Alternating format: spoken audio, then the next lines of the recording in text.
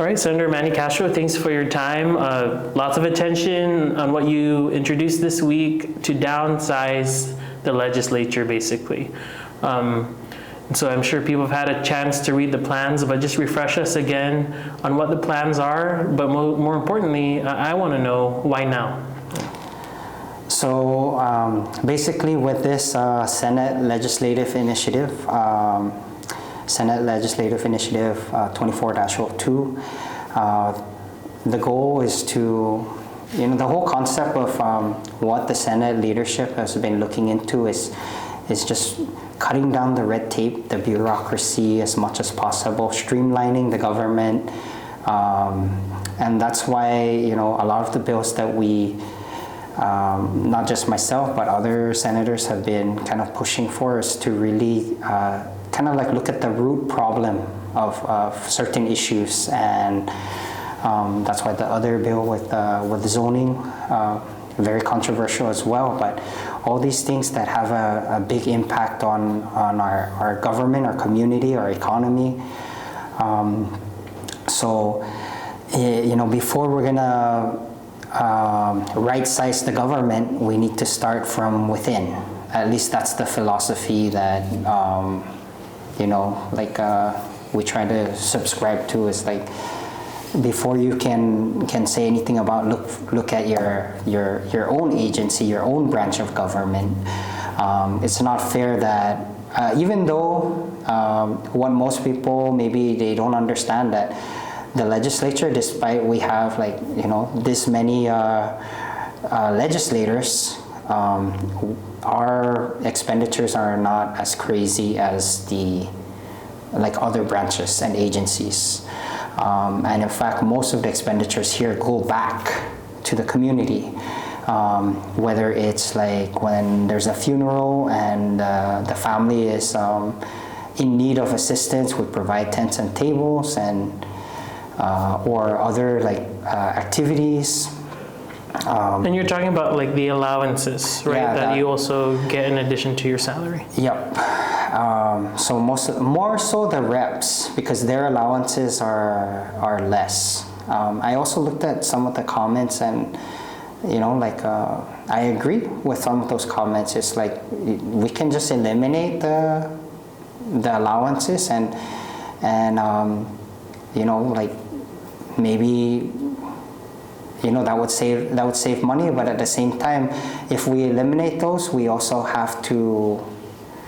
There's no flexibility, pretty much. There's always going to be a cause and effect.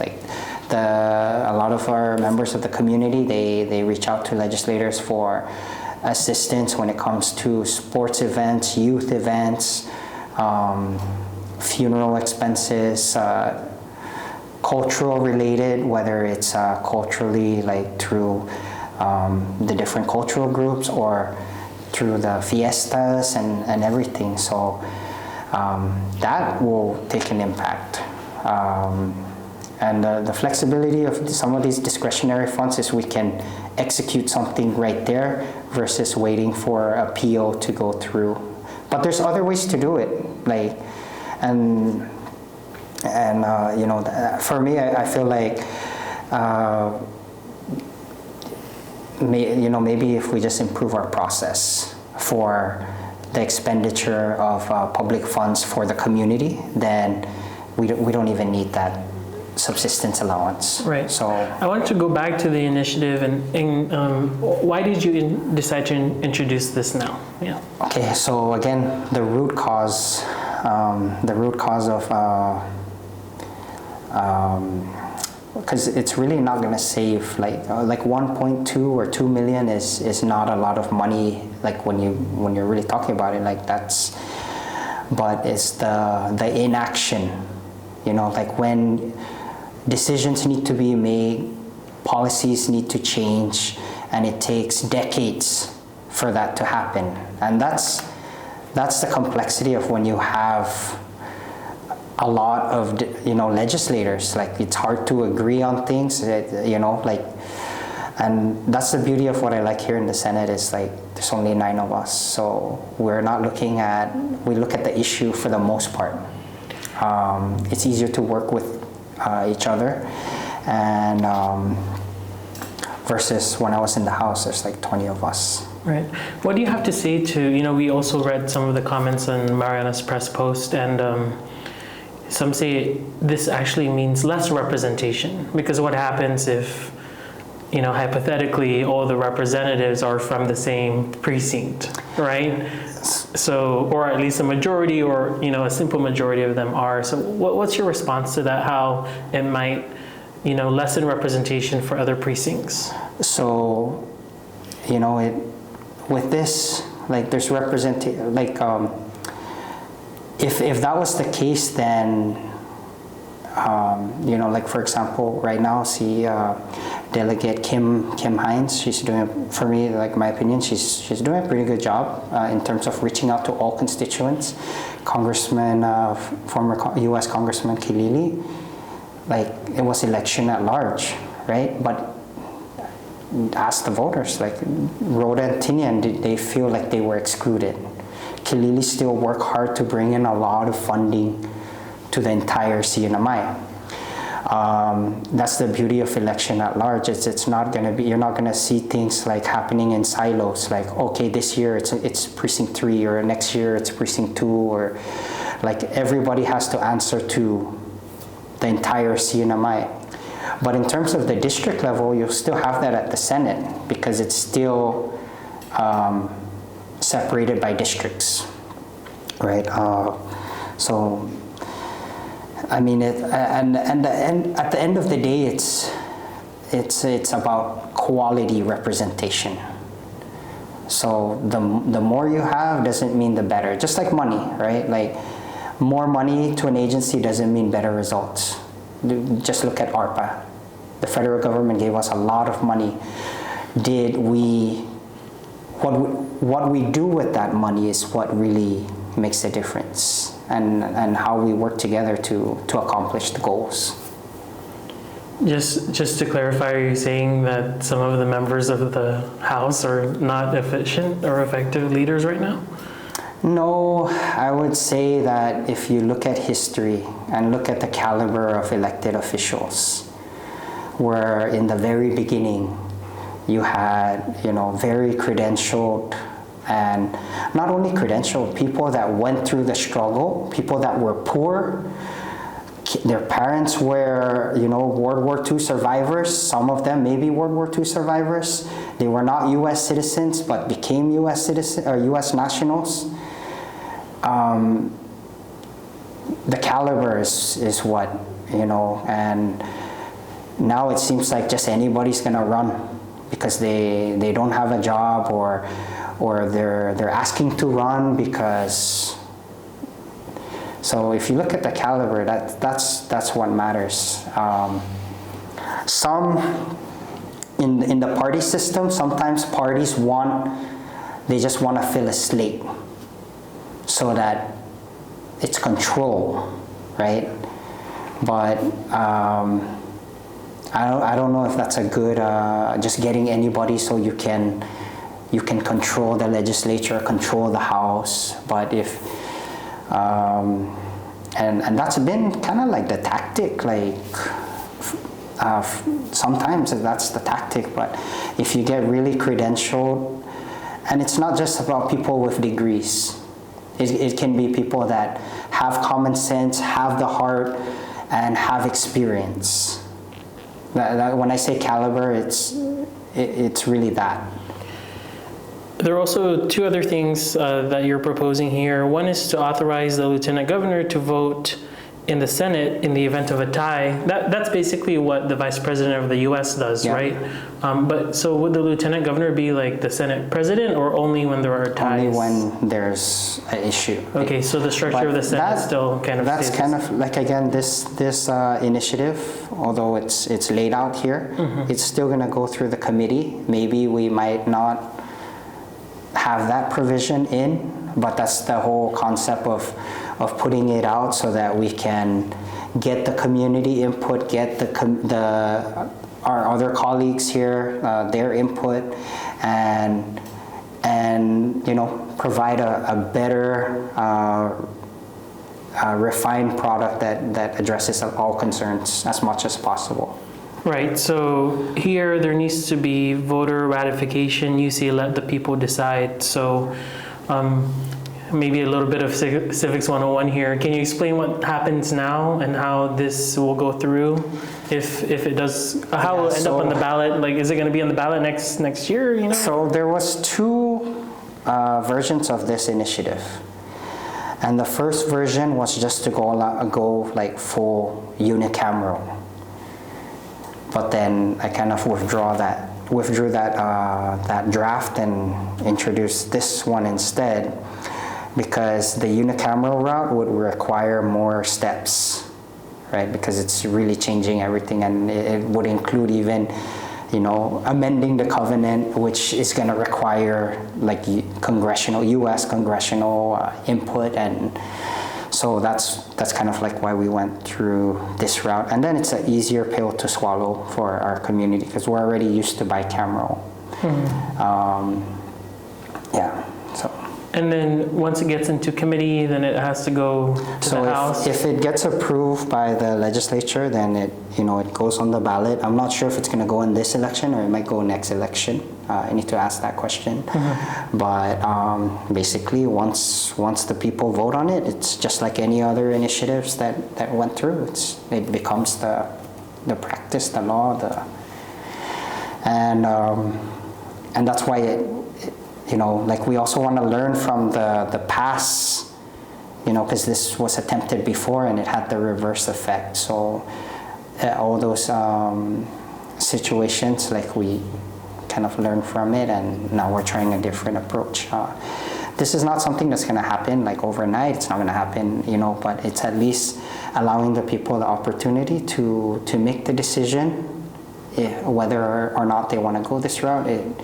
It opens dialogue, to really within the members and within the larger community to see if this is really gonna solve some of our issues. I know it's very early on, and like you said, this might likely not is going to be the version, right, that ends up on the ballot. But I know one thing you emphasized was population numbers, right? It's a numbers game. How does it account for, let's say there's a huge economic boom and all of a sudden there's 10,000 people on Rhoda, right? How would this accommodate for any potential increases in population? They're elected at large, so like for the most part, I don't think it's going to have a big impact, because you're still going to need to reach. Like now, it's like they're all my not senators, representatives. So, like just like right now, the U.S. Congress, the governor, they answer to all constituents, and maybe just to lay it out there, my grandma is from Rhoda. I have land on Rhoda, right? And every time I go there, it's the same. Like, it's worse in many cases. But Rhoda has so much potential. Tinian has so much potential. And, maybe this might change that, right? Like, you might see more investment going into that area, because now all the House of Reps have to answer to the people of Rhoda and people of Tinian directly, and vice versa, right? So right now, I think the balance is the way the Senate is structured.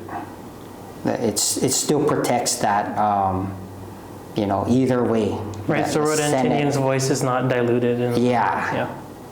But the elections kind of just proved that with Delegate King Hines. It doesn't matter if you're from Rhoda or Tinian, you can still impact the entire CNMI, not only in elections but in the work that you do. So I think that last election kind of proved it, that everyone working together approach. All right. And I know at the end of the press release, you offer that you could do interviews. Thanks for doing this one, detailed briefings and community presentations. Are you planning to kind of take this on the road on all 3 islands, or how are you going to engage so that when it ends up on the ballot, people are informed? So right now, the way the Senate has been operating is especially every committee, like they try to have a session on each island. So by design, it's gonna happen. Okay. And at the same time, interviews like this, and I do monitor like things online, and there were some questions that came out,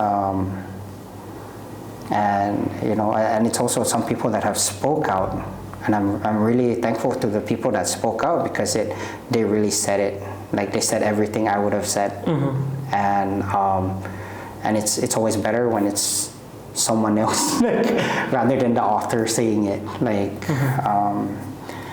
so yeah. All right, so Senator, another part of the initiative is empowering the legislature and municipal councils to concurrently enact local laws. So can you explain that part of it? So right now, I believe we're underutilizing the role of the municipal council, most especially on Saipan. And by design, that's what the municipal council is supposed to be like.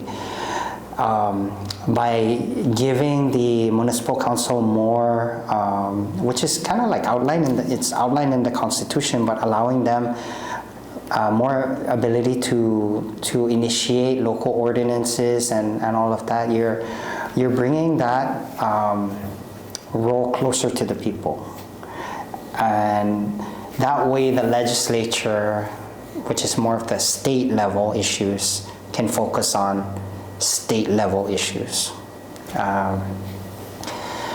So in actuality, you still have more direct representation within the municipal council. I see the municipal council as kind of like, to bring it down, like the board of the municipality. So like the budget is held by the municipal council. A municipal budget is held by the municipal council. The CEO is the mayor, and basically the mayor reports to the municipal council. If he needs more funding, he doesn't, like in Saipan, the mayor comes up here to the delegation, but in actuality, like if you look at other jurisdictions, it's supposed to be the municipality or the county or the council members, not the state legislators. Of course, it's my fellow colleagues. They like the power, they like the holding the resources, but I feel like there's a lot of things that really should be happening at the local level. Even things like sanitation, like that's a county issue. But of course, like sometimes the bigger agencies want to keep a hold of that pot of money, but in the case of like sanitation, right, it's under the public health, under the hospital, but can you imagine if it was under the municipal government? The municipal government can hire credentialed like people to run it, and if a store has an issue with sanitation or a restaurant, look at the smaller communities like Tinian and Rhoda. You're gonna fly someone from Saipan to go to Tinian, versus if it was under the mayor, it's right there.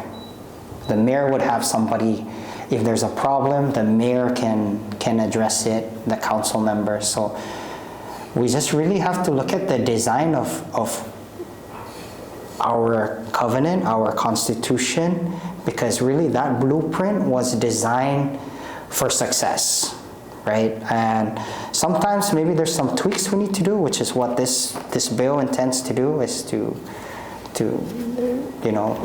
tweak it to represent the challenges that we have right now. And I feel like the biggest challenge is being risk adverse. And there's some bills in here that it took 12 years to get passed, right? And we cannot wait that long. Like if our economy is like having problems, we need to address it within 2 years, within a year. some issues within 2 months, but at the end of the day, some people might say that it's not really the law, it's the implementation of the law. But then again, that's why there's a benefit to giving the municipal council, especially on Saipan, more teeth.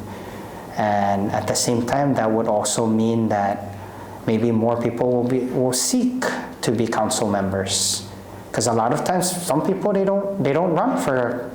So why even have a municipal council if you're not going to give them the ability to do what the Constitution said they were going to do, right? So, and then at the same time, it keeps the municipality in check, the mayors in check, because when the legislature is worried about a lot of other bigger issues, there needs to be someone keeping the municipality in check, and that's the role of the municipal council. All right. Anything else you want to add that I didn't ask about? Just wanted to open the floor for you to say anything you feel you need to say. I know there were most of the comments I saw, people were in support of it. Again, this is not my initiative. This is something that I have been hearing out in the community, so that's why I brought it up. There's a lot of people in the community that want to see the government, given the economic situation, and in fact, when I was looking at, the research of states, or, actually I think there's only one state that kind of did this. They went unicameral rather than reducing the size of their legislature. They just went full-on unicameral, and it was at the same time when it was in the economic decline. The people of that state decided, hey, I think we have too many legislators. We need to trim the fat.